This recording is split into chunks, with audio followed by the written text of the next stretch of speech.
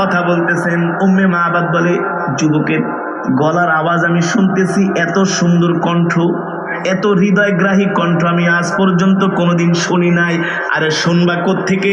এই পৃথিবীর যত সৌন্দর্য সব আল্লাহ তাআলা আমার নবীকে দান করেছি। পৃথিবীর যত সৌন্দর্য আছে, নায়িকা ঠাইকারে দেখলে তোমরা পাগল হয়ে যাও, আরে এগুলার কি সুন্দর, এগুলার কি সুন্দর।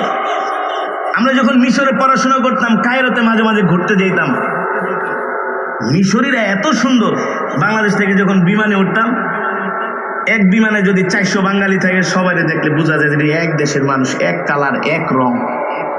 কিন্তু 1000 মিশরীর মধ্যে যদি একজন বাঙালি থাকে, তাকে চিনা যায়, কারণ মিশরীরা সব এক লেভেলের সুন্দর, এক কালার, সব এক সাইজ। কারণ ওই দেশে এসেছিলেন পয়গম্বর ইউসুফ আলাইহিস সালাম। নবীজি বলে, আমার ভাই ইউসুফ অনেক সুন্দর, কিন্তু আমার চেয়ে সুন্দর না। সুবহানাল্লাহ বলেন। নবীজি বলে, আমার চেয়ে সুন্দর না। পয়গম্বর ইউসুফ আলাইহিস সালামকে দেখা জুলাইখা, আজিজ মিসরির প্রেসিডেন্টের স্ত্রী, একটা গোলাম জেল থেকে ধরে আনছে, দেখে পাগল হয়ে গেছে। গোলাম বাজার থেকে কিনে আনছে, চেহারা দেখে পাগল হয়ে গেছে। সুবহানাল্লাহ বলেন। জুলাইখা সরাসরি যে পয়গম্বরকে প্রেমের প্রস্তাব দিছে। এত পয়গম্বর এসব পচা গান্দা প্রেম ভালোবাসে কি তারা কি অ্যাকসেপ্ট করে নাকি, গ্রহণ করে? পাত্তাই দেয় না। তোর জুলাইখা কি, তুই জুলাইখা কি, তুই প্রেসিডেন্ট, পাত্তাই নাই কোনো। হাত কাটে, পাও কাটে, এটা কাটে, সেইটা কাটে।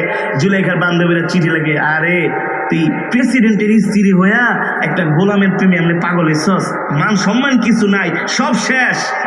জুলাইখা গাই, দূর থেকে সমালোচনা করিস না, আয় কাছে আইসে একটা নজর দেখা যা, একটা নজর দেখা যা, দূর থেকে বদনাম করিস না। এমন মানুষ পৃথিবীতে একজনও নাই এত সুন্দর। সুবহানাল্লাহ। জুলেখা সব বান্ধবীরা আসছে। জুলেখা ছিলেন চালাক মহিলা, সবার হাতে আপেল আর ছুরি দিয়া, এবার কাট আর খাইতে থাক, খালি এক নজর দেহামো, বেশি না, এক নজর দূর থেকে দেখবি। জুলেখার বান্ধবীরা পয়গম্বর ইউসুফ আলাইহিস সালামের চেহারার দিকে তাকাইতেছে, আপেল কাটতেছে। কিসের তোর আপেল কাইটাম, এটা আত্মাত রক্তাক্ত হয়ে গেছে, এমনি তাকায় আছে তো আসছে, আর নজর ফিরাইতে পারে না। জুলেখাকে কিরে এক ঝলক দেখি পাগল হয়ে গেলি? বান্ধবী, এটা তো মানুষ না, মনে হয় ফেরেশতা আয়া পড়ছে। আম্মা জান আয়েশা রাদিয়াল্লাহু তাআলা আনহা বলেন, পয়গম্বর ইউসুফের চেহারা দেখে মিশরের রমণীরা আঙ্গুল কেটে ফেলেছে, হাত কেটে ফেলেছে। আমার স্বামী মুহাম্মদ সাল্লাল্লাহু আলাইহি সাল্লামের চেহারা দেখলে তারা কলিজা কেটে ফেলাইতো, নবীর চেহারা থেকে নজর ফিরাতে পারতো না।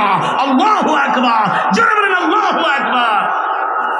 কেন মক্কা মদিনায় যান, ইমাম সাহেবদের দেখেন না চেহারা, দেখেন না তাদের সৌন্দর্য কাকে বলে, কত প্রকারও কি কি। মানুষ যদি এত সুন্দর হইতে পারে, নবী কত সুন্দর, যেই নবীকে দুনিয়ার সব সৌন্দর্য দান করছে। আল্লাহু আকবার। উম্মে মাবাদ বলে, ঘরের দরজা ফাঁক করে দেখি, এত সুন্দর জীবনেও দেখি নাই, এত সুন্দর কণ্ঠ, দেখতে এত হিংসাম। আরে কেন হিংসাম হবে না? এ তো দুনিয়ার সবচেয়ে সুপুরুষ, ঠিক কিনা বলেন? সবচেয়ে সুন্দর পুরুষ ছিলেন আল্লাহ নবী রাহমাতুল লিল আলামিন। এবার নবী ছাগলের সামনে যাওয়ার পরে বকরি নবীর সাথে কথা বলে হাঁটে।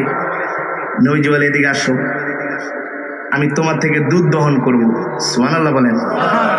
নবীজি বিসমিল্লাহ বইলা শুধু তার হাত মোবারকটা বকরির দুধের স্থলের সাথে লাগাইতে দেই, সাথে সাথে দুধে স্তন ভরপুর হয়ে গেছে। বকরি ডাক দিয়ে, আল্লাহর নবী তাড়াতাড়ি করে দুধ দহন করেন, আমি আর ভার সইতে পারি, আমার কষ্ট হইতেছে। উম্মে মাবাদ বলে, দেখতেছি ওই যুবক নিজের হাত দিয়া দুধ বের করতেছে, স্তন থেকে টেনে টেনে দুধ বের করতেছে, আর বকরিটা নবীর সাথে কথা বলতেছে। বকরি বলে, গো রাহমাতুল লিল আলামিন, আপনি আমার স্তনের দুধ খাবেন, আমি আপনার জন্য আমার থেকে দুধ দিতেছি, আমার জন্য অনেক বড় পরম সৌভাগ্যের। আল্লাহু আকবার, জোরে বলেন আল্লাহু আকবার। এবার নবীজি দুধ দহন করতে করতে একেবারে মস্ক পুরা ভরে গেলেন। উম্মে মাবাদ দেখে কাম হয়েছে, এই ঘটনা তো জীবনে কোনোদিন দেখবে কোত্থেকে, এ তো রাহমাতুল লিল। আল্লাহু আকবার। এবার দুধ দহন করে নবীজি আবু বকর সিদ্দিক বলে, আবু বকর আপনি খান। নবী তো খায় না, আগে সাহাবীকে খাওয়ায়। আবু বকর বলে, আপনি আগে খান। না, আপনি আগে খান। এবার নিজের হাত দিয়ে নবীজি সেদিন আবু বকরকে পান করালেন দুধ। এবার নবীজিও পান করলেন। আবু বকর দেখেন দুধের কি অবস্থা। ওগো আল্লাহর নবী, দুধ যেমন ছিল তেমন আছে, এক ফোঁটাও কমে নাই, এক ফোঁটাও। যান এবার উম্মে মাবাদকে দিয়ে আসেন। উম্মে মাবাদ তো খুশি, অসুস্থ বকরি সুস্থ হয়ে গেছে, আবার দুধ দিছে, এর চেয়ে তার খুশি হইতে পারে? সুবহানাল্লাহ বলেন। উম্মে মাবাদ দুধের মজ দেখা তার তো অবাক, কি দেখলাম।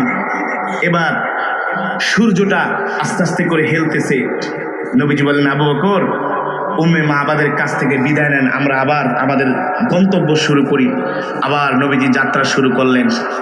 উম্মে মাবাদ বলে, মুহাম্মদ সাল্লাল্লাহু আলাইহি ওয়াসাল্লাম ঘরের থেকে বাড়ির থেকে বের হওয়ার সাথে সাথে আমি দরজাটা খুলে আমি ঘরের উঠানে আসলাম। উঠানে আসার পরে দেখি পুরোটা বাড়ি তার শরীরের হয়ে যায়।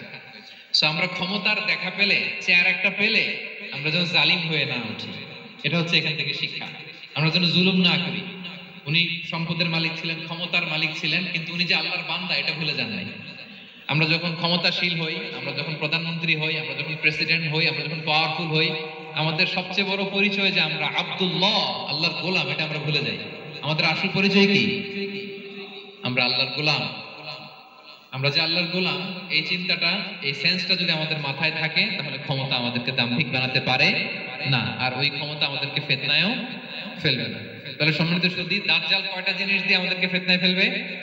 চারটা। দ্য ট্রায়াল অফ ফেইথ, ঈমানের পরীক্ষা; দ্য ট্রায়াল অফ ওয়েলথ, সম্পদ দিয়ে পরীক্ষা; দ্য ট্রায়াল অফ নলেজ, জ্ঞানের পরীক্ষা; দ্য ট্রায়াল অফ পাওয়ার, ক্ষমতার পরীক্ষা। আর ঈমানের পরীক্ষায় উত্তরণের জন্য আল্লাহ তাআলা আমাদেরকে এই সূরায় আসহাবে কাহফের ঘটনা শুনিয়েছেন, যে 7 জন যুবক তারা তাদের ঈমানকে হেফাজত করেছিল। সম্পদের ফিতনা থেকে বাঁচানোর জন্য আল্লাহ তাআলা আমাদেরকে এক বাগানওয়ালার কাহিনী জানিয়েছেন, যে সম্পদ পেয়ে তোমরা দাম্ভিক হয়ে যাও, এটা আজ আছে কাল থাকবে না। জ্ঞানের পরীক্ষা থেকে আমাদের মুক্তির জন্য আল্লাহ তাআলা অনেক বড় করে আল্লাহ নবী মুসা আলাইহিস সালাম এবং খিজির আলাইহিস সালামের ঘটনা শুনিয়েছেন, আমাদের বুঝিয়েছেন যে আমাদেরকে বিনয়ী হতে হবে, জ্ঞানের জন্য সফর করতে হবে এবং সবর করতে হবে। সবশেষে আল্লাহ